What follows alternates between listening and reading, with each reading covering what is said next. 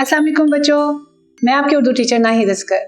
आज हम वो काम करेंगे जो हम पहले से पढ़ चुके हैं। थोड़ी सी मश्क आपसे करवानी है मुज़क्कर मुअन्नस के बारे में जो अभी आपको हमने पढ़ाया।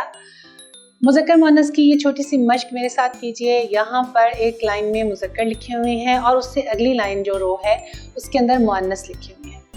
आपने यहाँ से तलाश करनी है कि नाना का मुज़क्कर कहाँ लिखा हुआ है और उसको मिलाएं नानी। जी बिल्कुल, आगे देखें। दादा, इसकी मुअन्नस क्या है? दादी। अब्बू, इसकी मुअन्नस क्या है? अम्मी। चचा, इसकी मुअन्नस क्या होंगी? चची। शेर, शेर की मुअन्नस तलाश करें, शेरनी। मुर्गा, मुर्गा की मुअन्नस क्या होगी? मुर्गी। बकरा, बकरा की मुअन्नस बकरी। कितने ही दिलचस्प तरीके से हमने तमाम मुज़क्कर को इनकी मुअन्नस के साथ मिलाया और बहुत ही ये छोटा सा मज़े का काम था।